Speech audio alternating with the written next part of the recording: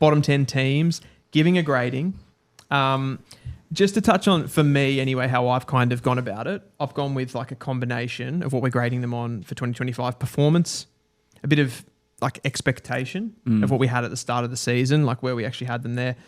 Finishing position, obviously, so where they actually finished on the ladder. And then kind of their prospect going forward and whether they've been able to like over the 2025 season being able to blood younger players, which kind of helps their prospect going forward as well. Because I feel like some teams are in kind of purgatory with where they are with their list. And I've even bought in some of the trades for some teams as well that they've been able to get done, which could help them for next season. It's still part of their success overall. I don't know. Have you guys kind of gone with a similar... Mostly, I think the expectation piece is key because if you eliminate expectation, then you just grade it from 10th to 18th in descending order. So the expectation part, and that's a little bit hard to really get a feel of, like what did that club expect versus what I expected. That those two things are going to be different. So I think that pointing out the youth exposure is good for certain teams. That's probably less important for someone like a Bulldogs than it is for a West Coast Richmond or Essendon. Interesting. You know what I mean? I think that those clubs are clearly in rebuild mode. So for me to speak to that, the Bulldogs, you know, they did get games into youth and that's great, but it probably doesn't have the same emphasis when grading them in terms of their season. Okay, for me so personally. I'll start there then. We start at the top. Well, I'm starting at 9th. Yeah, let's go down to that. Finishing 9th, yeah. So end on a high note with West Coast. Yeah, I was going to say, save the best for last. I've given the Bulldogs, and I reckon this is the first one where a lot of people are going to disagree with me here. I've given them a B+. I think coming into the season, they were the team that everyone was saying is going to drop. The arse was going to fall out of them. They had key injuries to a lot of their best players. Bontempelli was out at the start of the season. Treloar was out at the start of the season. They had a season-ending injury to Waitman, which the significance wasn't known. They then lose Darcy in the first 4 to 5 rounds as well. And I think there's probably a couple of other injuries that were in there. So there was a lot of doom and gloom around the Dogs. You've got to take into consideration that the expectation changes across the season, and it clearly did. By like the midway point of the season, they were potentially going to make top 4. So they've dropped away significantly, and it's a bit of a, what would you say? Like it's a bit of a choke, isn't it?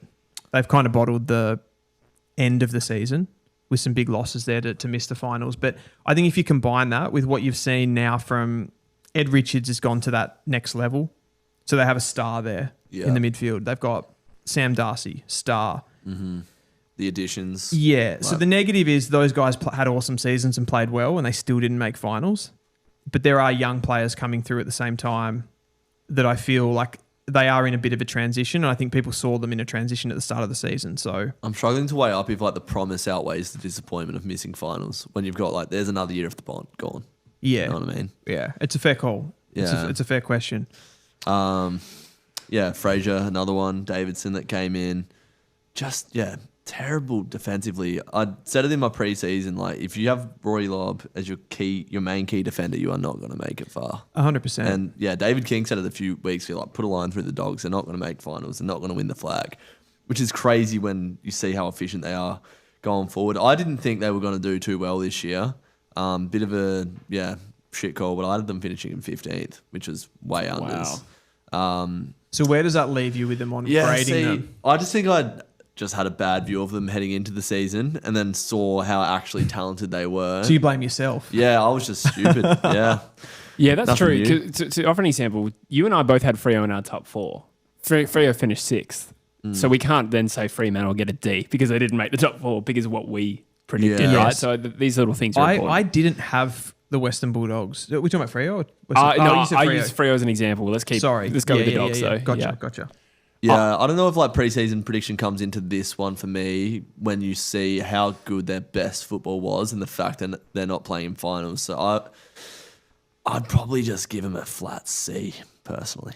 Flat C. Yeah. I feel like another element for me in judging this was when you mentioned the defence, but it's a pretty easily identifiable place to start to fix. I do think that the coaching part of it is interesting because I feel like Bevo's been a pretty bad defensive coach just in general. Very stubborn. Very stubborn. He's so adamant that like this will work. It's like, no, mate, it hasn't. It's not working. It's consistently not working. So there's clearly personnel that they need to make that better, but it's also like he could change their game style to make that less leaky and give away some of the offense. So interestingly though, I didn't exactly write down the stats, but they ranked pretty highly for defending chains, but they were one of the worst teams in the comp, bottom 6 for scores against once the ball was inside 50. So that kind of actually speaks to probably more personnel. Structure, but personnel. I think the guys that they actually have in that back line, as opposed to the team defense that they play. What I meant by Bevo, they tend to let runs happen really quickly on them from centre bounce. You even saw it in that Freo game at the weekend in the second quarter. Teams just go on this. Melbourne in 2021 in the grand final. Like, teams just heat up from centre bounce and they can't seem to stop it. Which is nuts given how much talent they have in the middle of the park there. Yeah. But it's not really about their talent. It's about being able to defend the opposition when they're hot. You think that's tactical, comes from the top? I think so. I think so because I think he plays... the reason that the Dogs have been the best team at scoring from stoppage is Bevo.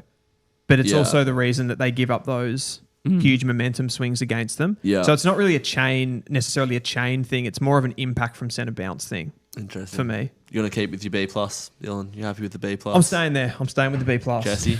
I'm not quite as generous as you with that. I think you make some good points about the youth and the injury adversity. I personally don't even... Well, I'm not saying you're wrong. I didn't even remember that people wrote them off at the start of the year because I personally never did. So for me, I think the expectation was to compete in finals, and it is a... I mean, they got bloody close, but ultimately, when the chips were down, they failed to cross the finish line, not for the first time. So for me, I'm thinking C-. Yeah. But you have made some compelling points about the excitement around Richards, Darcy, and their prospects going forward that made me think about it, but I'll stick with C-. I've got a couple of comments here. So, Thomas, did you read that one already, Druzy? Thomas Addo? No. I think the tough thing with Dogs is the expectations were low, but that's because they have conditioned people to perceive them as less than the sum of their parts. See, I don't agree with that because I don't think some of their players this season, coming into the season, were rated that highly. Like Ed Richards was still seen as a breakout player. He was one of the highest rated players in the comp. I think actually Champion Data, Dogs had 3 or 4 of the top 5. Yeah, wasn't it Richards, Bond. Darcy and Bond? Yeah, it was. Yeah. But I mean, Richards has done all of that. He's put that entire body of work together this season. He was just a prospect up until this year. Yeah. So I still think there's an expectation element that has to be considered there. Bombers Fly Up says Dale makes AA team in defence, but he's not a defender, is he?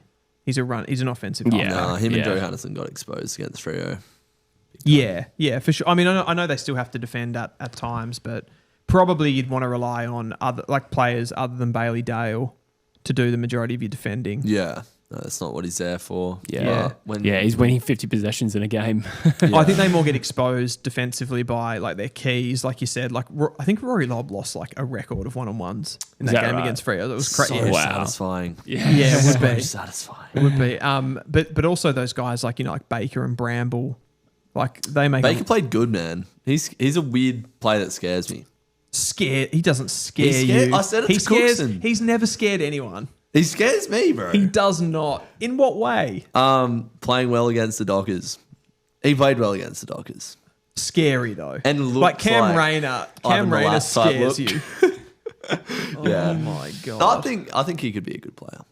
I think from what I've seen him playing against Rio, he's a role weirdly player. Pops up. He's a role player. Yeah, I'm not saying he's going to be a well beat. I don't think, but yeah. He scares you though. Yeah, I said it to Cookson. I was like, he's just one of those weird players that could like pop up and just do something against us. Like, I don't agree. Is there any players in the AFL that you think like they're absolutely bang average, but when they play against your team, they look so much better? I think that falls more into superstition though. Who would it be for you? Did anyone come you know what Everybody plays well against my us. brain went to Jason Davenport, who played for Port Adelaide in 2008. He'd like kick bags against West Coast and then do nothing for the rest of his career. That's what in the past, it would have been for me one of those weird like medium forwards that just would bob up for another team. Like it's always those mismatches. Yeah, I feel like they just kick 5 goals against you, inexplicably. Yeah, if you don't have like a good small defender, particularly back then. Or, a hybrid defender that can go with you in the air. Like a Myercheck. Myercheck is a good established player, but he's an example of that type of player. That Yes. Or like a Ben Brown. Yeah. Something like that, I reckon. Yeah. Who have we got next? Carlton. Oh. Nah, Sydney. Sydney. Oh, Sydney. Oh. It was a slightly Sorry, can I higher make pitch of one awe. more quick point on the Dogs? Make it quick. They've also had to handle in the background the Jamari Ugle-Hagen. Oh, So, yeah. Yeah, how distracting would that have been all year? Is he going to play footy again? Doesn't sound like it. I don't think so. No.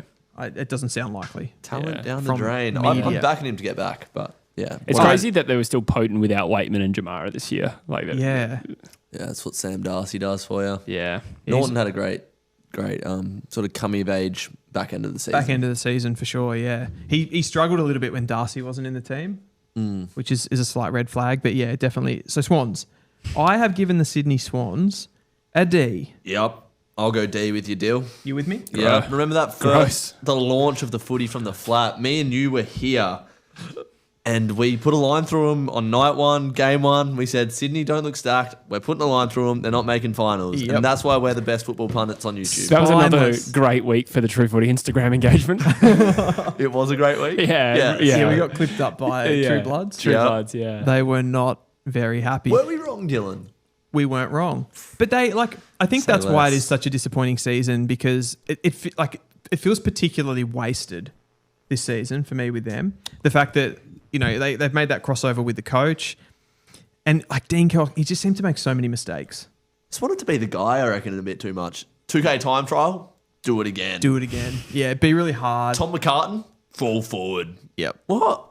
It's very Just play John. Josh Sheldrick full forward if your best key defender's getting pulled out of there. There's a lot of John Worsfold influence, I reckon, there with Dean Cox. Yeah, Obviously, okay. that was who was his coach, but yeah, Bush was that kind of coach as well.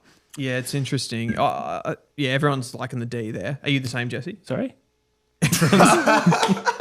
Oh, no. Just hit him with a sorry. Got him. Simple but devastating. Oh, no. So good. Oh, speaking of flat D, Sydney. Slow start due to injuries is my first dot point there. Look, I agree with the D element there. I will acknowledge that once they overcame their injuries, or at least stabilised them, they won 10 of their last 12, including a win against the Brisbane 10 Lions. of their last 12 Yeah. games. Wow. Yeah, they're ranked top 5 for clearance, so that stoppage game came back. Can I say one thing quickly that we mentioned in those first episodes, Druzy? Yep. That Goulden is so integral Yeah. to their system. And once they got him back, what Jesse's talking about now, Ball movement, just back. Yep. Yeah. 10 out of their last That's 12. right. Highly impressive. Yeah, a win over the Lions at the Gabba, probably the crown jewel in those performances as well, and a scintillating win over West Coast at Optus Stadium. But look, I think what that speaks to for me is at least they've got their mojo back enough to give some faith going into next season. I think had they crashed out the other way, I'd be feeling a bit more negative about them. And for me, I still feel a sense of positivity for their future prospects. I expect them to play finals next year, but let's call it what it is. It's a results-based industry. They got they didn't really get close to playing finals, so they have to cop that. So they can't get a C. that's they'll what I get was a D. going to say. The difference between them and the Western Bulldogs was at least the Western Bulldogs were actually in that mix, whereas the Swans weren't. But yeah, you're right. Like good momentum going into the back end of the season, and I think. Not that this really plays into their season at all, but they're likely to pick somebody up in the trade market, given the club that they are. And then I think they can bounce again because I think they do have imbalance across. Charlie Curnow aside, who could they bring in, Dill? Jack Silvani. Joe Danaher. I don't think that one's real, but That's been rumoured. yeah, but I think it's been pissed all over, to be honest. I reckon Jack Silvani was saying Melbourne. Probably. Yeah, probably. Yeah. Yeah. Actually, the Swans, I think historically haven't been strong at recruiting star players to their team. Outside of the obvious Buddy Franklin, I They think you got have to. Tippett. Yeah, was that though not like?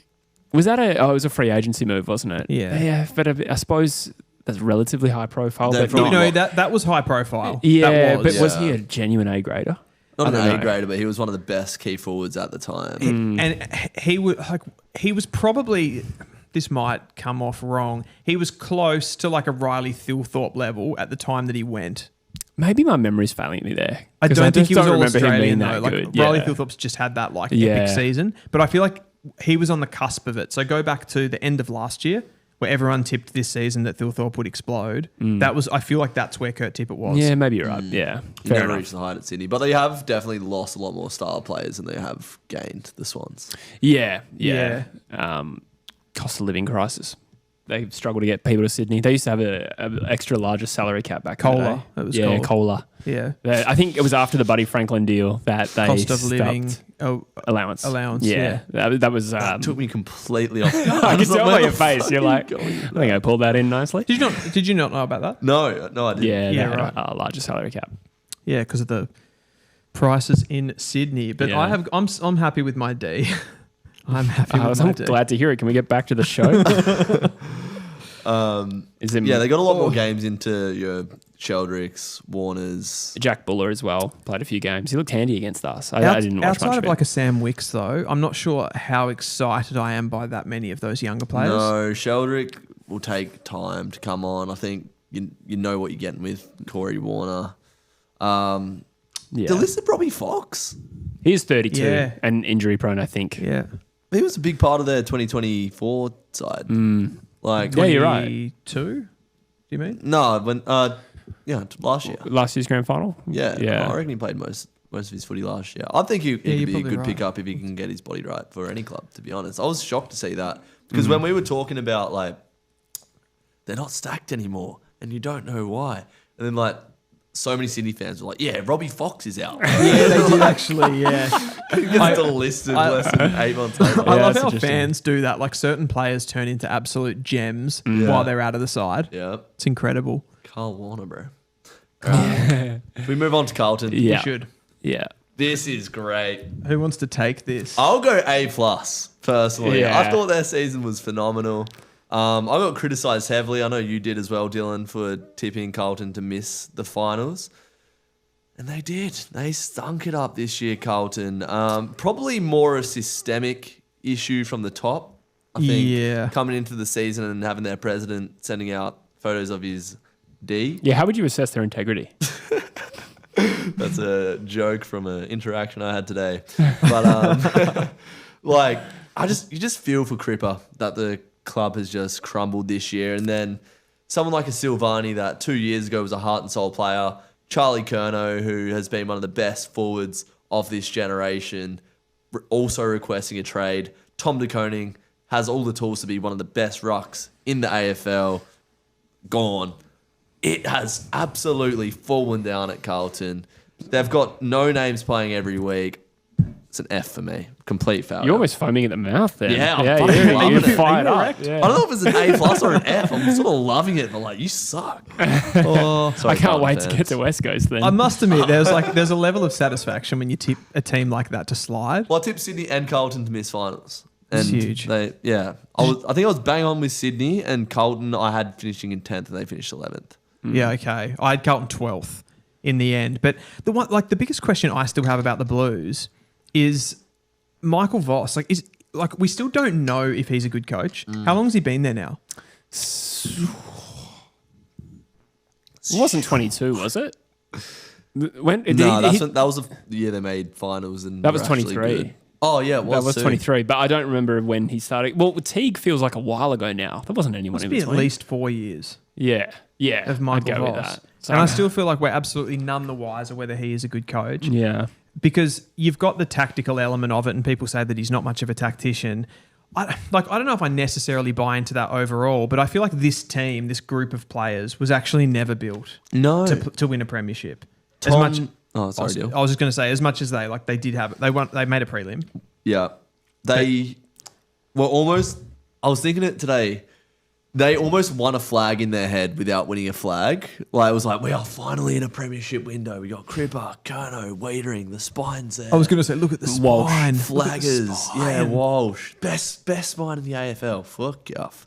The only guy at the club who can hit a target being injured all year wasn't ideal. I think he's referring to Newman. Boyd. Newman. Oh, and Newman. Newman. Yeah. Wait, what was it? Yeah, no, the it only was guy that Tom Sato. that was Newman. Another player that's turned into prime Andrew McLeod since he's been out of the team. He's a decent player. Yeah. Nick Newman. He's not a superstar. Did he win their BNF, or was he like top 2 in their BNF last year? It might have been Cripper. Can't remember. Cripper would have had to have. Yeah, I think Surely, Newman yeah. was second, and he was All Australian squad last year. Nick Newman, Yeah, he's probably been around the mark. but you have Nick Newman in that side this year. How many more games do they win? I don't know, but I wouldn't have thought significantly more. They lack leg speed. They lack athleticism overall. They lack ball use. Yeah. It's almost like we talked about the Dogs and how simple it is to fix what they needed, which is like key position defenders, defensive stability. I don't know where to even start with Carlton. Yeah. It's like you plug a hole up here and then one comes out from down here. Oh, there's a lot of action on the table. Made a lot of contact. Like you look at that half forward line. It's like, who's your Freo man? Murphy Reid. Who's unlocking your Kernos and your Mackay's? Yeah. Who's moving the ball from half back? Nick Newman's been out. Jordan Boyd. Is it Jordan Boyd on their list? Yep. He played a good role for him last year. But yeah, you get like 5 injuries at Carlton and you're like, VFL. Yeah.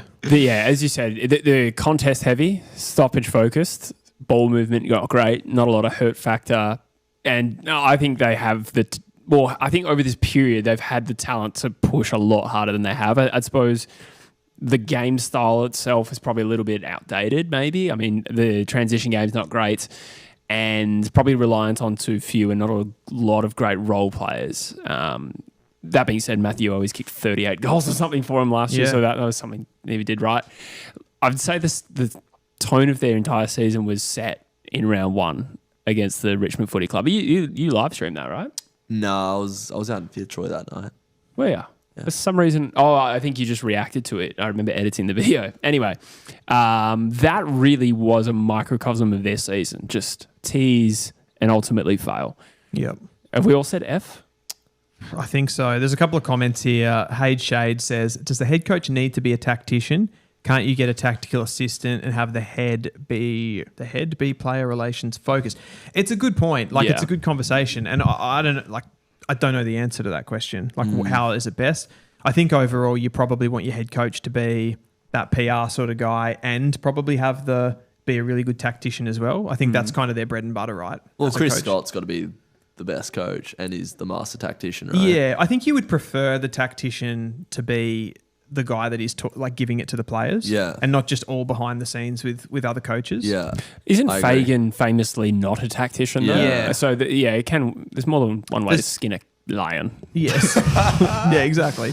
No, but I think that's an interesting conversation around what's the better mix. I mean, famously, like even Alex Ferguson in the Premier League obviously wasn't like necessarily known as like an amazing tactician. Like he was more of a... I thought he was like more tactical. He was. He like, again, it's a balance, right? Because he didn't like coach the players during training. I'm pretty sure he just like stayed in his office and was just like tactics. Tactics guy. But very, very player related. Like his relationship with the players was Tactics. Yeah. Tactics. I felt like he was more of a man manager, motivator primarily, but obviously there's a balance to strike. Overall, Carlton, terrible year. Having some of their key players wanting to leave the club tells you where the culture's at.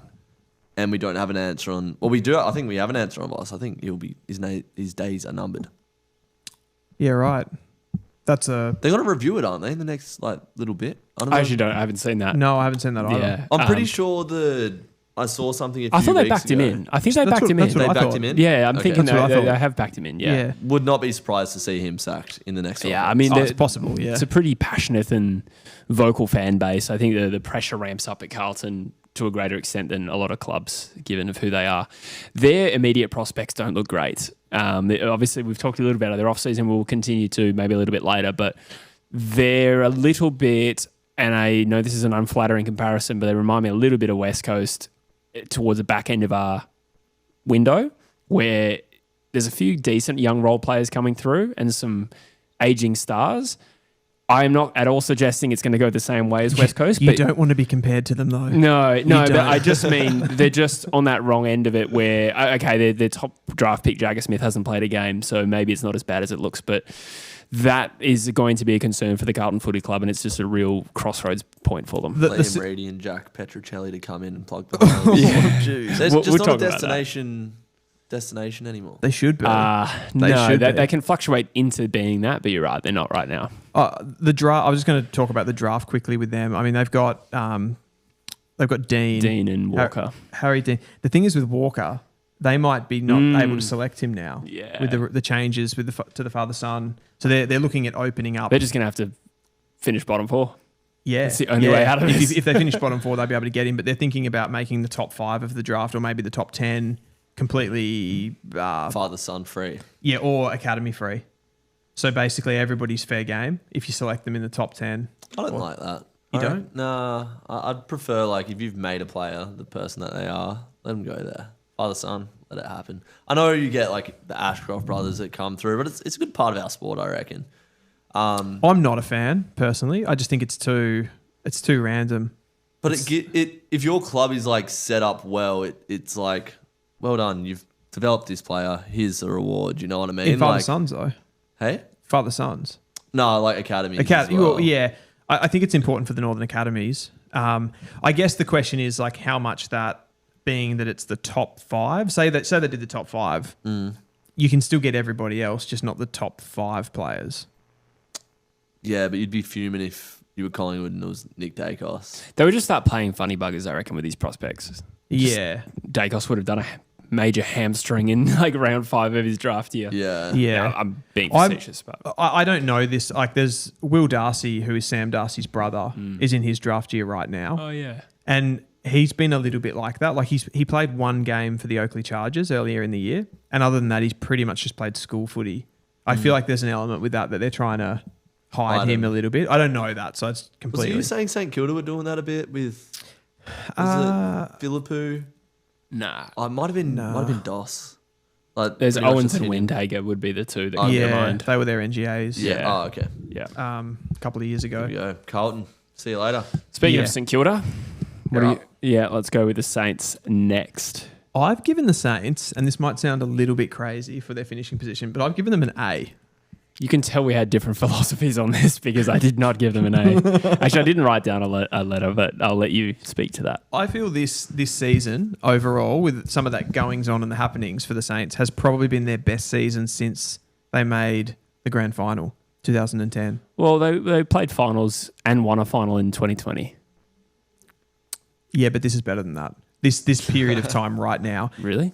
keeping Nasai Wangadeen-Miller, Yeah. absolutely massive. Then going on and signing Tom de Koning. They're apparently up to their necks in Sam Flanders. Lee Kalia, Quite Yeah. the image. they're right in the Sauce. mix for. Yeah, potentially Silvani as well. Liam Ryan and Cam McKenzie were other names. Yeah. Fuck. Yeah, they were. Well, he was an NGA for the Saints. Yes. Yeah. Yeah, Mackenzie. Yes, where was I going with that? I think when you consider those things, and you just consider that like that general excitement combined with the young players that they've been able to get games into this season as well. Like Tyroos looked absolutely awesome. Darcy Wilson, that last game with Darcy Wilson, I almost think he was emblematic of this little shift in the club, the excitement when he kicked those 5 goals in the last round of the season after a pretty poor year, to be fair. Great word. Emblematic.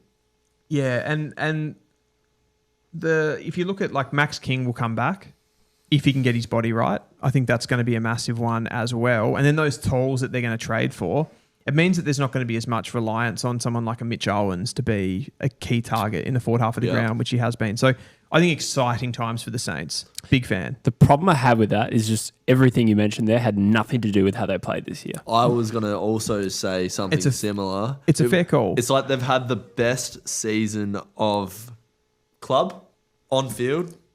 Irrelevant. Because it's like they've set up so well. Yes. It feels that way. But I've taken that into consideration.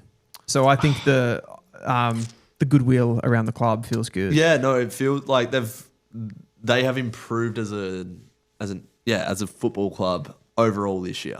Maybe not on field. I see what you're saying.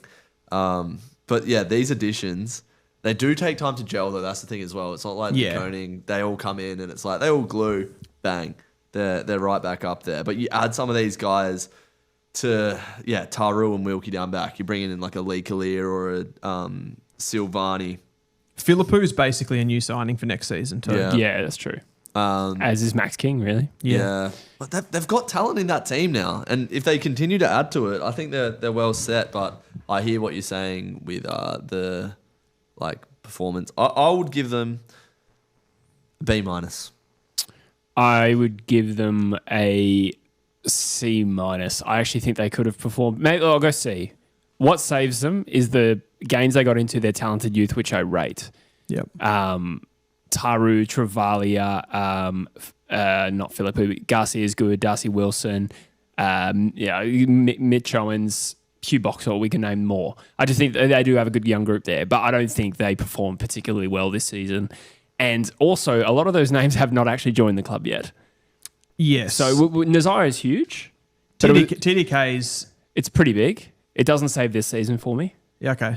And Nazire signed a 2-year extension, which to me is, it's not like he signed a 6-year deal and really committed his future to the club. It's like saying West Coast had a good year because of Harley Reid. Good rebuttals. You know what I mean? So yeah. That's why I'll go a little bit harder on them, but I also rate them. And that actually, it's kind of like inversely, I'm giving them a compliment because I thought, look at their last 5 weeks, like there's a lot of optimism around how they played, but the best performance they had in their last 5 weeks was the loss against the Giants. Yeah, there's like a 2-point win against Essendon. There's a 4-point win against Richmond, a narrow win over St Kilda. I suppose the last quarter against Melbourne, but they were 8 goals down at 3/4 time. And they lost to West Coast. That's fucking terrible. That's a great call. That's really bad. Their last 10 weeks would have been significantly better than their first, I imagine. It was. They beat Freo as well, which is quite impressive. That's true, yeah.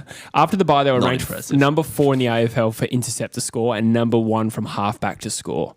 It conceded its most ever points for, I think, under Ross Lyon, 89.7, and the most ever points from clearance against in his tenure.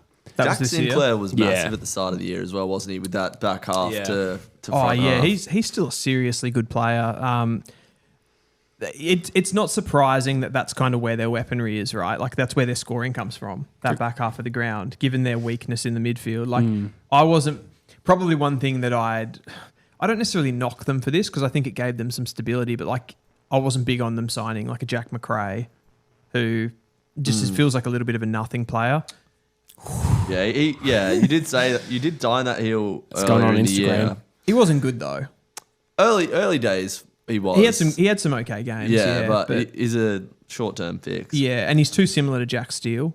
So I feel like it's one or the other. They need to figure that out, don't they? I feel like once they get that mix right in the middle, top 4 bound. Yeah. But I think overall, you've both summarised it well. I feel like outside of all the teams that have missed finals this year, the upside that has been revealed for St Kilda is probably as great as any team outside of the top. And 8. Shifty makes a good point. That Melbourne comeback, pure cinema, that has to go into the 2025 season, right? That moment. To give your fans that moment. Yeah. I suppose, I actually don't mind that. The top out of any team outside the top 8. What happens with Marshall? Oh, we got a trade segment. We've got a trade segment. We'll talk about that. Yeah, trade segment. Yeah. I'll think of an answer. Who's next? Port Adelaide. I actually think we will possibly differ on this. Maybe not. Do you want us to wait for you, Drews? No, okay. Cool. I gave Port Leave Adelaide. the door open so you can hear us. I'm just going to get to the chat here. Porter in pure rebuild mode with their delistings. That's true. They had a pretty aggressive little period there with delistings. I saw that, a number of outs. And we obviously saw the surprise retirement of Willie Rioli and the not so surprising retirement of Travis Boak. Look, it's hard to really get a feel for what to have expected from Port Adelaide this year when you consider they did have some key injuries and the loss of Dan Houston shouldn't be ignored considering he was such a key playmaker for them. They missed Butters early, Lukosius, Sam Powell-Pepper, Horn-Francis missed some footy. On the plus side, Miles Bergman, that was a great value add, I suppose is the word. I keep using that word. But for Miles Bergman to play well this year and sign that extension with them is really promising. But again, we're out talking about a team that finished second last year. And funnily enough, they were actually still rated in the top 6 for pressure rating for the 4th year in a row. So their ability to show some intensity is still quite strong. Lazarus says, Port don't rebuild though. Their fan base doesn't have the patience for it. They're in for a few rough seasons coming up with a lack of draft picks. Yeah, it feels like they're in a weird space. I mean, like last year, as the boys ran to the conversation I've been having with myself. How are you going? You're good?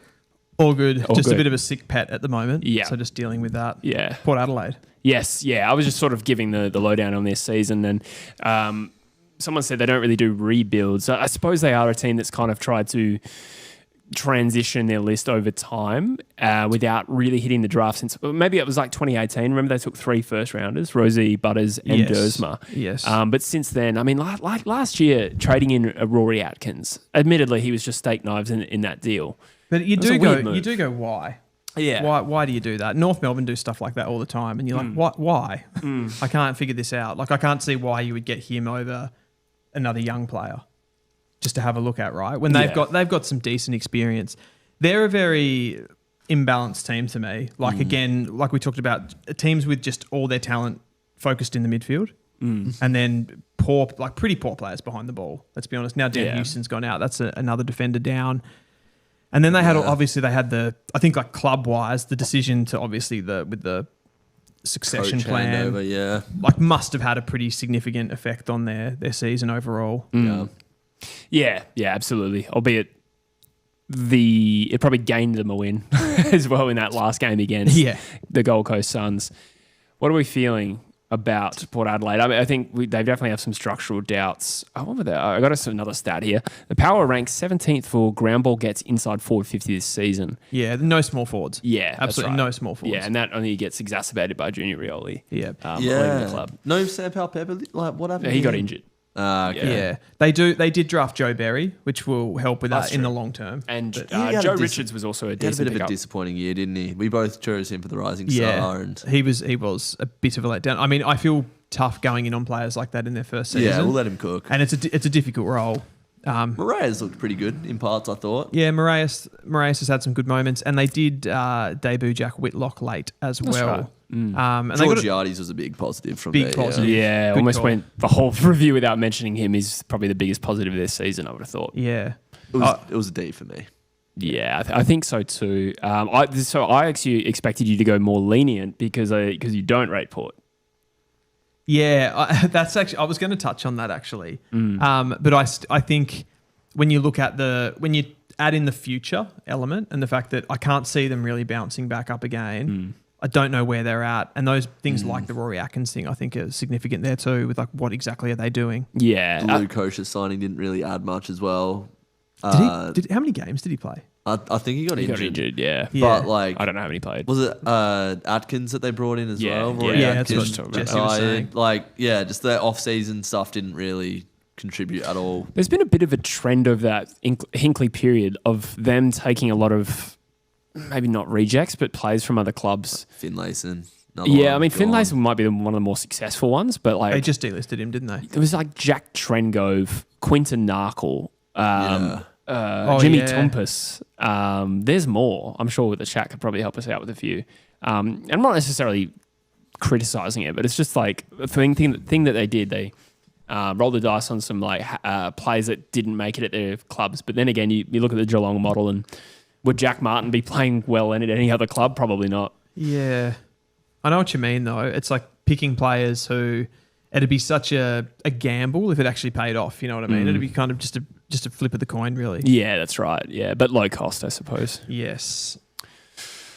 We go on chat, or are we skipping through to Melbourne? Have we touched? You've done most of those. I don't know if I have Port gone with overperformed last year, finishing second. Yeah, what a fall from grace. That's a good one, Not that they were at grace, but what a fall. Yeah, they really weren't the second best team last year, were they? Like, no, they never have been. They've been minor premiers, been up there, and now they're nowhere. Their premiership window has been shut down the toilet. Purgatory, I think they call it. I thought they were good like everywhere year. but nowhere type thing. Yeah, isn't it actually the area sort of like it's not heaven or hell? Yeah, that's right. In a biblical sense. Yeah, I think they were good last year. I wouldn't say they were in the top 2 teams in the competition. I think that's all I mean though. Geelong, Brisbane, Sydney were better, but they also beat Sydney by like 20 goals last year. As a Port fan, you'd be filthy that you didn't make finals and the Crows finished top. Oh yeah, it would be a horrendous season. Hurts more. Welcome to my life. Maybe we should have given them an F. Nah, it's fine. All right, Melbourne, Druzy. Because you're a little bit D's nuts, aren't you? I am a bit D's nuts. We were talking. I don't know. No, we were talking after the power rankings about how many games they've lost by a close margin, and it. I have been D's nuts in the past. Here we go. You've pulled me up on it a lot, but I'm actually coming around to you a bit now because how many times can you be almost close to winning when you just go? You're just a bit shit. Yeah, there's a pattern. There is. See, I look at it half glass full, and I go, they've almost beaten so many teams. If you go back through their fixtures, they've had like the closest. How many wins did they get this season? I think it was 7. Yeah, 7 wins, 14th position. Me and Jesse went through their fixtures the other night, and it was just like close loss, close loss, close loss. But they haven't fixed the issues that have been there that cost them probably another premiership in like 22. The thing is with that competitiveness that you talk about, though, like when you've got Gawn, Petrarca, Oliver, Viney, May, Lever, like you should be competitive. Yeah. I think that's why this season for me is particularly disappointing, because they kept all of those guys, even when the writing was on the wall at the end of last year, that it was going to, like, I think it was clear that was going to hurt their culture with Oliver and Petrarca. Yeah. And they were so adamant that they wanted to keep this team together and not start to make some moves just to bring some fresh air into the club, I think. Yeah, I would have liked to see a bit more of an evolution with their midfield this year. They stuck fat with that. Yeah. I would have liked, I haven't watched all that much Melbourne, but like I would have loved to see a midfield of like Trent Rivers, Judd McVie, and like a Cozzy. I don't know if that balances out well, but like at least at times. Yeah. Petrarca's shown such a good ability to play half forward or deep forward. And yeah, like we're going to get into trade soon, but like a big reason why Judd McVie apparently wants to leave is because he's not getting enough midfield minutes. Clary looks a shell of himself. As much as he's been a champion of the game, he's had his personal, battles or whatever. There was times this year where he would break out of a pack and like shit himself on the ball and just like chuck it on the boot. Horrible affliction. Spray disposals. What was that? I said it was a horrible affliction. I don't know what that means. Illness, basically. Right. He shat himself every time we got the ball. Right. I see. That's funny. Max Gawn equals the most All-Australians ever. I was saying to Jesse before, he's the most Australian if he wins another All-Australian Blazer. Give him 2 passports. Yep. I don't get that part either. Most Australian. Anyway, we're trying to make too many jokes here. Glizzy Hands here, though, says Melbourne have a lot of problems, but Harvey Langford is good. I think they will be okay. And I think like that is a positive. I think on your point, though, Drews, and something I talked about through the season, it would have been nice to see them get a bit more exposure. Langford did towards the end, to be fair. Yeah. But that was probably mostly after Goodwin left. He looked like their best mid, to be honest, this year. Him and Cozzy. He actually did, yeah. And Cozzy's brilliant, of course. But yeah, Rivers, you mentioned, like get a bit of time into those guys. And actually, they could have used this season as a real development season. Yeah. And that's why I think it's particularly bad as a mark. I didn't even mention Langford in that midfield mix earlier on. Another big positive was Turner down back. Yeah, Turner was brilliant. Yeah, found his way to play. But yeah, I feel like Goodwin was adamant that they're not far from a flag, and maybe they bring Buckley in, but similar to like a Carlton and Port Adelaide, I just think there's too many players in this side that they need to clear out before they're contending again. I think I 100% agree. I think they can bounce really quickly because of that youth that has come through. But I think teams that historically have bounced really quickly and had like a coaching change, they need to make those subtle changes. Mm-hmm. They need to make the outgoings. Yeah. And I think like when Goodwin was saying that, like, that's what Goodwin should have done. He trusted those guys too much, is what I'm trying to say, I guess. Too nice. But like Jack Viney was one of their best players last year and just like fell off a cliff this year. Clayton Oliver has been their best player for so honestly long. Though, the Jack Viney one, like that was so obviously going to happen. It was just so obvious. Like contract, he wanted an extra contract. They extended it, said he was keen to go to North. They paid him more money and then he just falls off. Like who didn't see that coming? Yeah, but like another like Bailey Fritsch, been such a good player for them for a long time. Just looked a shell of himself. Melksham was probably their best forward. Yeah, he was. But yeah, there's just too many players that, I don't know, just looking a bit jaded, I would say. I will give them a D+. D+. D's plus. Had to have a little plus in there. They had issues at both ends of the ground. Like this was the leakiest they've ever looked. Admittedly, May and Lever just played the 23 games between them, and they've never been a great side with their mid-forward connection and their forward 50 efficiency, but that was also their worst since 2016 this year. So there's a lot going wrong there. However, I did notice that for the first 9 rounds of the season, they were 16th for score per inside 50. After round 10, they climbed to 4th, which I wouldn't have picked, given the outside of Cozzy Pickett, the lack of star power in that forward line. There were absolutely, under Goodwin, there were changes going on for sure. But it felt like, why didn't that just happen from the beginning of the season? Like, why did it take until round 10 or 11 or whatever it was, which was, I don't know, just a waste of time for me. One thing I think that kind of works for them has been their investment in the draft over the last few years. Particularly last year, they traded they traded with Essendon to get 2 top 10 picks. So Xavier Lindsay is another top prospect that they haven't, we've seen a lot more of Langford by comparison, but he's still there. So it's not as though this team loaded up for the here and now. They've got some stars at the end of their career, but they have at least been hitting the draft. So for me, like finishing low isn't great, but they also don't hold their first round draft pick this year. So I've actually talked myself out of that point. Yeah, that was a terrible point now I think about it, because if you obviously bank on yourself to do well if you don't have a first round draft pick, but there is ways around that they can trade back in. Do you think those things though, like you said, that comes into the grading as well? Yeah, I think it implies it means that they backed themselves. Yeah. And that when we come to another team that I support, that might come into their grading as well. I think there's a lot of positives there for Melbourne, but as we've discussed, they should have revolutionised or evolved more as a team this year. On the run, for sure. And they haven't. So I mean, they sacked their coach, so like, who's given them a passing grade? I'd say D without being an F. I'm a D. Yeah. Where are the E's at? You ever think of that when you're doing Well, we're up to one grades? now. We've got Essendon. Good. That's great. We just finished the D's. Did you know I found Essendon, of all of the teams, probably the most difficult to rate? Yeah, 100%. Essendon? It's almost like impossible. You almost give them a mulligan. My perception of Essendon this year is I feel like it's the first time that they've said, you know what, we're a bit shit and we're rebuilding. And we've been ravaged by injuries. They finally admitted it. But we are rebuilding. And for me, that is positive overall. The rebuild thing, though, can be just more of a PR thing, because it's not something you want to admit to your supporters. Like West Coast also got criticised for not using the word rebuild. We said reset, and everyone's like, come on, guys. But I think it's also like you don't want to not sell tickets. Reset. Yeah. Is that when you get pumped for 4 years in a row? Yeah, it's just But that's kind of, I guess, like looking at that, like linguistically, that's probably what Melbourne should have done. What we're saying, like the reset. Yeah. If you're kind of distinguishing, but that's what Collingwood did, but it semantics. really was just 1 year. So yeah. Look, I think the thing is, I forgot Essendon won 6 of their first 10 this year.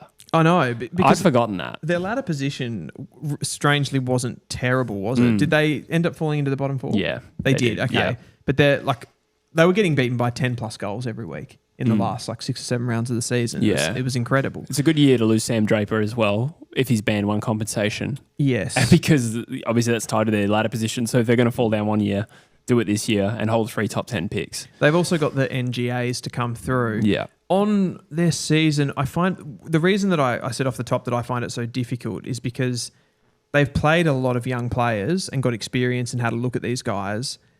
They didn't really have a choice about that on some level, did they? Yeah. I was at first I thought I'd criticise them for almost rebuilding too much, because I think it's almost a little bit too extreme. It reminds me a little bit of North Melbourne at some point there when our disaster started. I'm like, if you start losing games or treating games like they're nothing, this could descend into chaos, and this could be the start of a really long process. But that's a good point.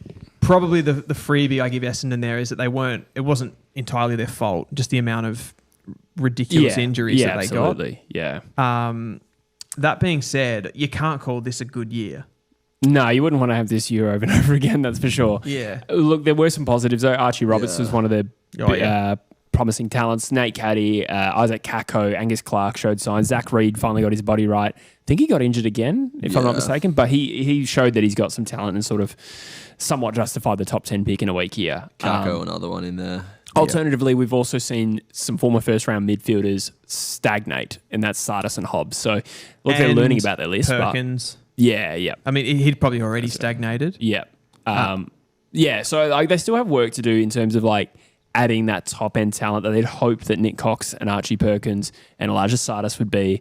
And it's probably still too early to write any of these guys off, but that's probably where their focus lies for me. I think they've got a good depth of decent talent, but it's really about those difference makers that I think when you're looking at a long-term build here for Essendon, that's probably what they need to add. I do feel like they might have to get a little bit ruthless though this off-season, particularly. I mean, they're going to have to anyway, naturally, because they have so many players on their list and they'll have to cut some of those guys. But yeah, I'd be looking in that mids. someone like Asadis, I think he's too closely removed from his draft year, but players like Perkins and Hobbs, maybe to a lesser extent, Cox, who's had the concussions as well. Like I don't know, like how much longer can you hold those guys for until they show something? Yeah, it's a tough question. I mean, I guess when it comes to grading Essendon, I feel like you can only give them. My personal opinion is like C. I gave them a C. Yeah, it's too harsh to say D, and you sure as hell couldn't give them a B. It feels weird because a C is technically a pass. So like Lewis has just put there, Essendon will become a C- with injuries, but have great picks. So probably don't disagree I see with that. C as like content, and I think if you get a C+, it's positive. So I think yeah, C- is a good shout from Lewis. Yeah. Loved watching Gus Clark play. I think they've got a genuine player there. Yeah. If they can keep their pieces on the park, like Nick Martin, what a player they've got there. Yep. Merritt, Jet, Caddy will be one of the best forwards in the competition. Durham's a good player. Not too long. Durham, their back six when Mackay and Reed was in. Andy McGrath, I thought, had a good year, stepped up. Yeah, he was decent. Can they stay fit? And their depth gets tested. Their depth got tested more than anyone this year. C- for me. C-. I think we all sort of roughly agree there. North Melbourne. North Melbourne, my Go in. boys. Do you want to lead this one, Yeah, being a go North ham. man? Yeah. Yeah, I mean, I think people. It's just probably gonna tune fair. Yeah, this will be fun. So when Should go for a pint. you're still human. When you trade away your future first round pick, and you kind of spin it as this big thing of like where, we're letting all of this past go behind us now. It's water under the bridge. Now we're looking forward. So we're trying to communicate to the entire club, the fan base, that we're pushing up the ladder. We're going to try and get some wins. 7, 8, 9 wins was the thing that was quoted. We got 5.5. I think we're still just as shit in most areas as we were in the last 3 to 4 years. The only area that we've drastically improved is from stoppage, which is probably the last place I'd want to improve, if I'm honest. The last. Yeah, from stoppage. Like, it's not a big score area anyway. I think it keeps us in games at times when Tristan Sherry's up and firing. But our, moving the ball from the back half and stuff like that isn't good enough. I mean, the first place to start with where we are not good enough is we just don't have a defensive bone in the club's body. It's unbelievable to watch sometimes how easy teams just transition the ball, get in behind. It's like watching a under 16s team play an under 18s team, and they just walk the ball out. You can really feel the difference in tone when you're a fan, because we're getting real scathing about North Melbourne, whereas we've been pretty respectful about everyone else. Yeah. Caleb Daniels done well though, Dylan. Yeah, he's been good. Yeah. He's been great. Essentially traded for pick 3 or 2. Sorry, That is cooked, he man. actually basically was, because it was 25, which we then traded 28. Matt always looking pretty good. We traded 4, pick 28. Sorry. Lewis says North Melbourne D+, but only because they gave Richmond their first round pick. Yeah, well, that's even worse, isn't it? For me, I assume you're a Richmond fan. I've given them a straight F. North really need a curtain. Blind shutters and awnings. But talk to me, guys, because I don't know. I don't know how this is seen from the outside. I feel like opposition fans, because we're a pretty a non-threatening club, people kind of go, they'll be all right. They'll be all right. Yeah. Yeah. Oh, sorry, you go. No, you go. Thanks, man. I think that my stance has been that North Melbourne's internal, yes, this is going to be the year we're going to make a big stride, was always really ambitious. So I kind of don't think that North has really undershot what I expected from them this year, and there has been genuine linear improvement. Has it? 5.5 wins versus 3 last year. Okay. So it's simplistic. You can't just go off wins, but they put a team to the sword by 50 points this year in the Melbourne Footy Club, and they beat Richmond twice, whereas I feel like in previous years North were still questionable against a West Coast. You know what I mean? And they beat West Coast, albeit that was a shocking game. As well. Drew to Brisbane's a great example. And I feel like there were some closer losses in there as well. I can't remember off the top of my head, but I feel like... Yeah, that Carlton win was sick. Yeah, big Carlton. That was satisfying. So you haven't had a win like that in a while. No, that's true. Yeah. That's true. And I think the last 6 to 7 weeks were really poor, which we had the Richmond win in there, but that didn't feel particularly good. That's probably in my head. So like the memories there, the recency bias of the losses, you're 100% right. And I've said a few times that like even just going through North Melbourne's stats, there's things that have changed. Like we're kind of coming up the table a little bit on some sort of markers. Yeah. But we're not defensively. Yeah, so 17th for scores per inside 50s against, 16th for points against from turnover, and 15th for defending ball movement, just to support what you said there. Yeah. So that's also a full ground thing, but also probably the actual defenders.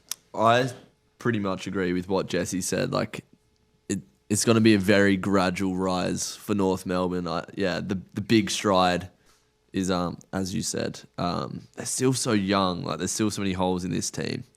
Felt a little bit more like manifesting a big jump this year than actually thinking it should happen, just because they were still one of the younger sides in the competition. Do you think then that's a big mistake to trade that pick? Oh, 100%. Yeah, I did think it was a big mistake. I don't know who that was. Yeah. But like, Somebody made that decision. You're right. And it's also like they're also eyeing Gold Coast pick 6, which we'll talk about later. So doesn't that just like grate you as a fan? It's like we traded. It's a kick in the guts. It's a kick in the guts, yeah. That sucks. What do you make of the additions? So obviously Caleb Daniel, just a head shaker. Just horrendous. Yeah. Just like it's one of the worst trades of all time, I reckon. Yeah, be up there. Yeah. He's just completely ill-equipped to play that position. Not going to get you anywhere. Not going to get you anywhere. And you've lost the top prospect. Yeah. No, it's just You shocking. just pat him on the back for me. It's bad. I reckon even if, like those trades we talked about, like Mitch Duncan, where you get the player for relatively nothing. Yeah. Like I still wouldn't be happy with it. Yeah. Like, There's some passion in this one. yeah. Well, positives. Luke Parker. Parker good. Charlie Comben came out as like a very genuine key defender this year. Colby McKercher, I thought arose as one of your second more half of important this players. season, yeah. LDU, extremely disappointing, I thought. Extremely. Signed the contract and then, just lost that motivation to be a Didn't want to genuine clean gun. and pick up the ball anymore. Who else did we like? Curtis. Paul Curtis, yeah. And Sherry. Yes. Yeah. Sherry did his job perfectly. Yeah. Yeah. So, positives. One more positive. Cooper Trembath. Oh, yeah. Never heard of him. Mid-season this year? Mid-season this year. A finished late that. mid-season pick, and he averaged over 3 goals a game Did he in the really? last 4 games of the season. Whoa. Yeah. I remember 2 bags of 3 or something Maybe like that. I'm adding a little extra onto that. Maybe Give it it a was 3. mate. It was at least 3 games. No one's going to look it up. Somebody let me know in there.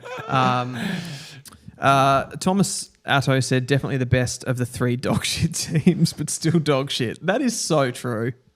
That is a perfect. I would actually say Richmond had a better year, to be honest. They had a better year, but we still beat them. Oh, you beat them twice. I don't know. I suppose maybe Richmond did, but If you were an we'll get to opposition Richmond. team, who would you have wanted to play the least of the dog shit teams?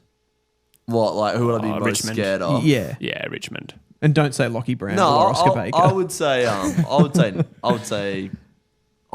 say, West Coast because it's derbies. Oh, yeah, that's As a Freo fan, all right, You let's say can't say West Coast. They won 1 game. Yeah. no, but like, derbies is just something like they beat us last year.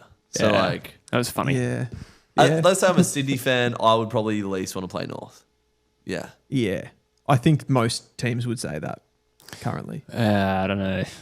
Really? Well, I mean, it's tinged with my West Coast perspective, and like we kind of control the game against North, and we didn't.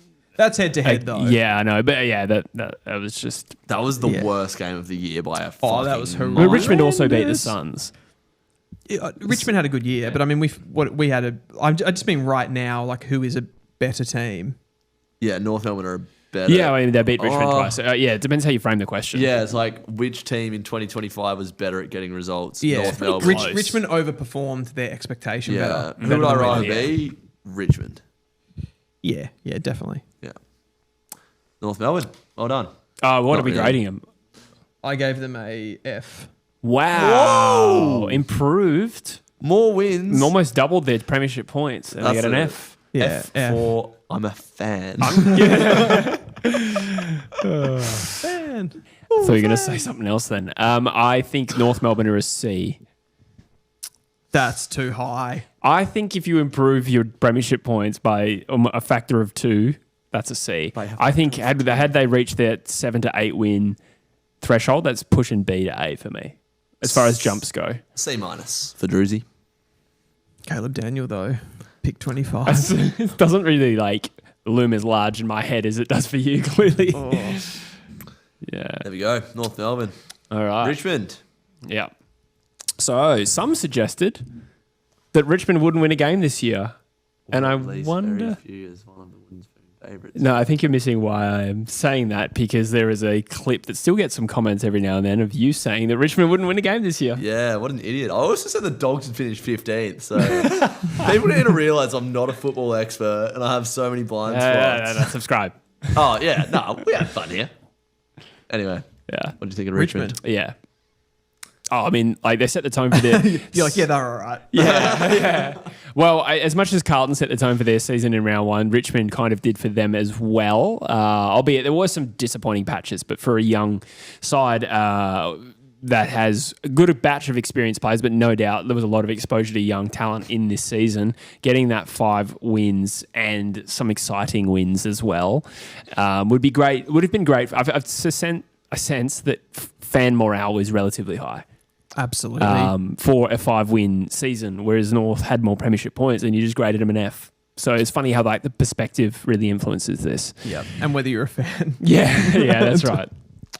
We've got a really funny comment here. I'm sorry to cut it off. Let's go. Jesse looks like a World War II soldier with that haircut and mustache. It is a little bit Inglourious Bastards. I was going to say it's Brad Pitt. Yeah, that's what it is. Inglourious Bastards. Yeah, that's a great point. And does he have another movie called Fury? Yeah. It's like similar time. Yeah. Yes, I haven't seen that one. Is that I've watched that. I think I've watched the start of that twice and fallen asleep both times. And, That's a kind of movie that does that. Yeah, Schindler's List is another one, but I digress. Enough who did we World War like? II. Yeah, I was going to say it's just staying on that niche.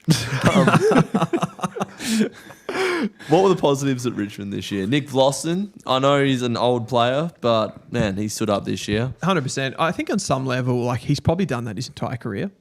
Yeah, probably stood out more this year with more sort of responsibility on him. Yeah, one of the leaders back there. I think Seth Campbell, Sam Banks is another one that really improved overall across the season. You look at the rookies that came in from that draft. Taj Houghton looks amazing. Sam Lawler, when he wasn't injured, looked amazing. And then they got to, I think one of the big positives is they got to blood all of those tools as well, like Armstrong, Fall, Sims. They all played and looked pretty good as well. Yeah. So,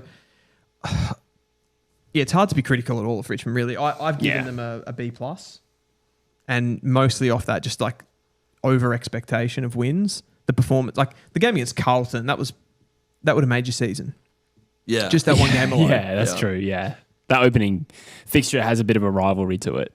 So no doubt. Just to go through those players, sorry, Drew, is just the of the players who were drafted last year, other than Smiley, who didn't play a game, Trainer played 21, Fall played 16. Trainer, I forgot about Trainer. Yep. Fall played 16, Lawler and Sims played 11, Armstrong 8, Houghton 7, and Jasper Olga, whose name is always going to trouble me, played the 4. So Olga. Yeah. Olga.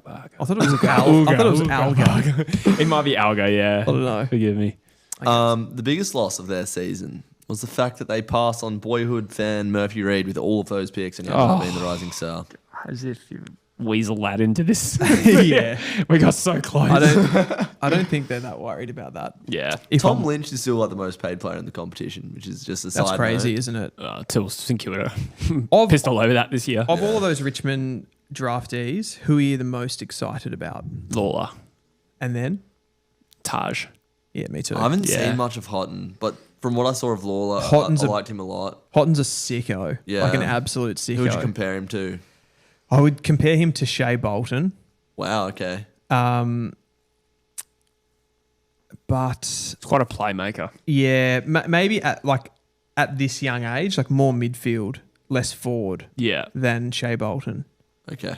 Sort of that, Rankin, Bolton type. Yeah, hard to tackle, nice and crafty. Really hard to tackle. The movement's outrageous and then just really good skills on top of that. Yeah.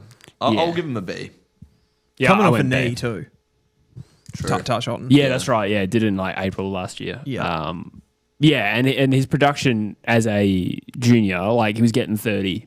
And kicking forward. in a new role in the midfield. And kicking forward, exactly. Yeah. It's outrageous. Look, B. Again, I think I've made this point before, but when you compare them to either of the other two dog shit clubs, to quote, they have the best batch of senior players and the best mix. So yeah, I'm not at all. Well, I'm not surprised in hindsight to see them win 5 games. I don't think that is the exciting element, although it did exceed expectations.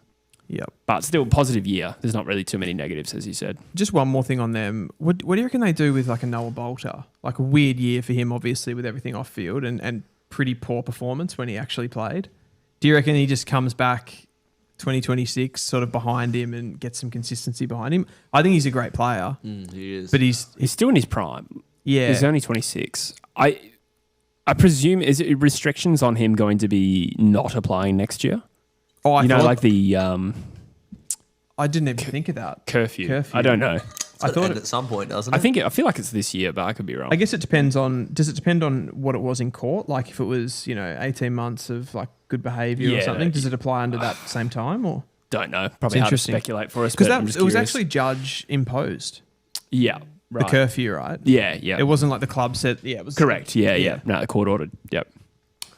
Speaking of court ordered, West Coast Eagles. Oh yes. Yes. Tell me about it, Jesse. Tell me about your one-win season. So good. Tell me about it, please. Never do that again on this channel, please. Do that only at home for me.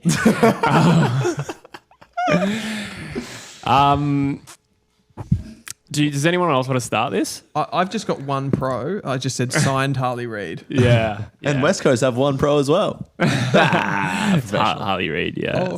Good. Okay. All right, I'll set the scene.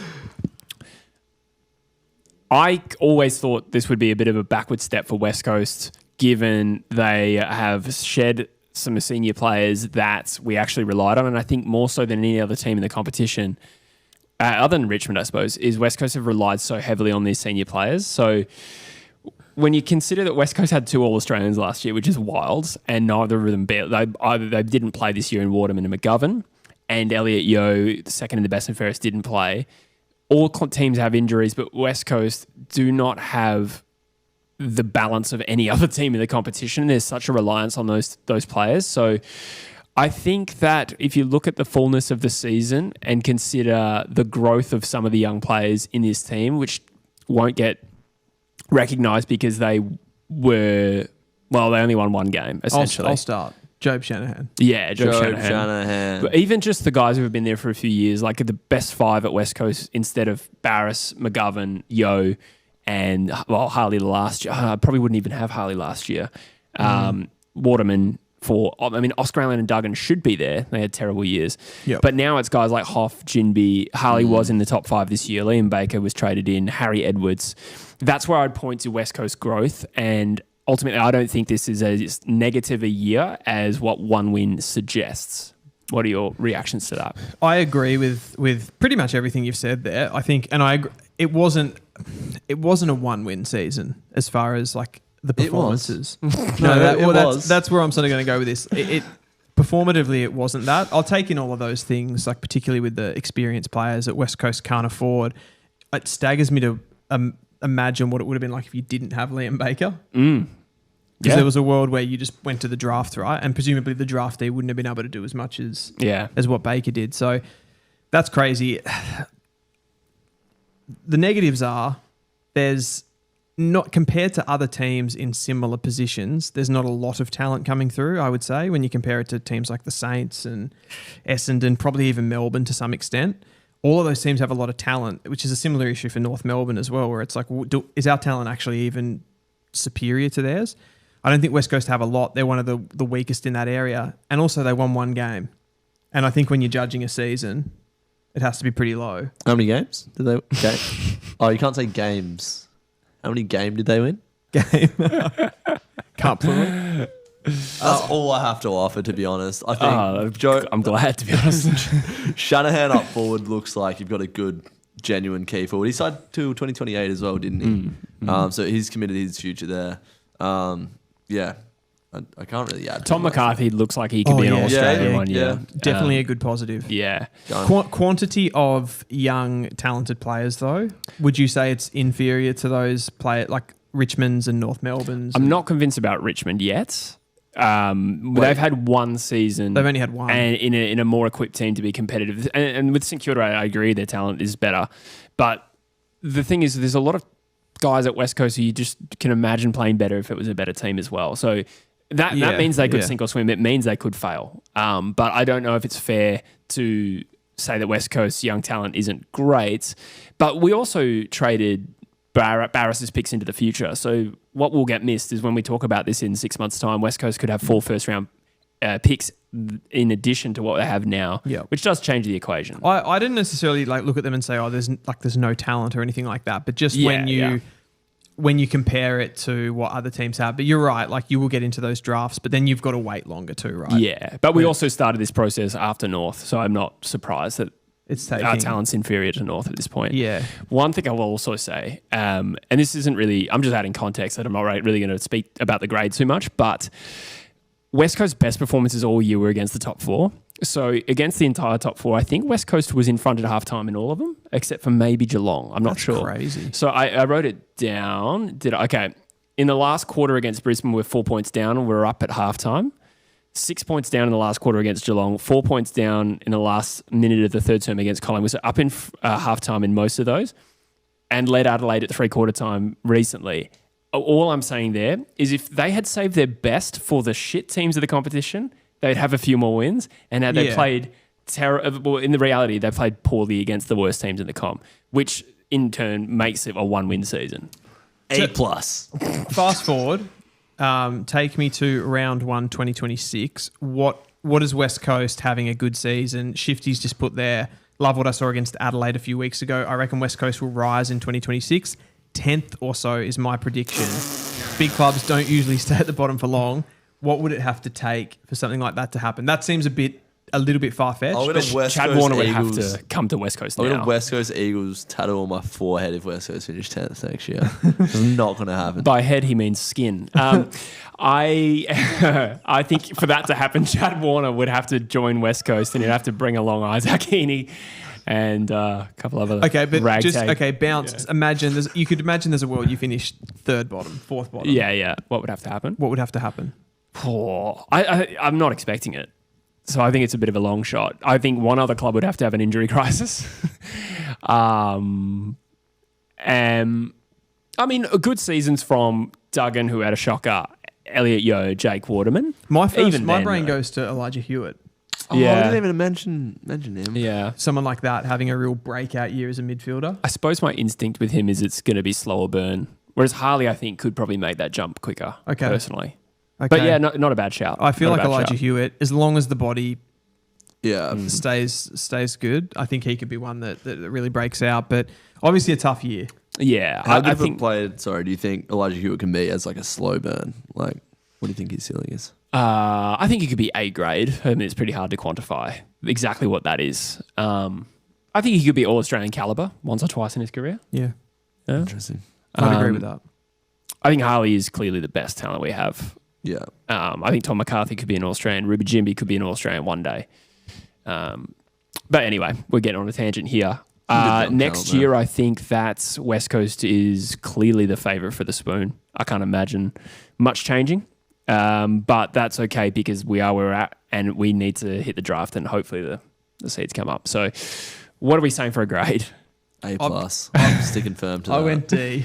Yeah. I find it so hard. I think I'll give them a D or a D-. If you said an F, I wouldn't have argued against it because it's just 1-win season at the end of the day. But there has been progress, which I don't think there was progress in 2024 and we had 5 wins. Because our senior players built the back I'd of those agree. wins. I reckon you've had worse years. Yes, the club was never at a lower point than it was 2 years ago when we had 5 100-point losses. We haven't had that since that year. It's just difficult to apportion a higher ranking with a 1-win season. Agreed. I don't disagree. If you gave him an F, I would be like, yeah, whatever. Piss off. But what about A+? Yeah. It was excellent. I'll take it, yeah. You get the joke? We have to explain our jokes to each other. I just thought it was a really good season as a Freo fan. I thought you made a pun that I missed. Yeah, no. Okay. I really enjoyed West Coast season. Shifty's and long may it continue. Shifty is dying on the heel of that Adelaide game and what West Coast can do. Fair play.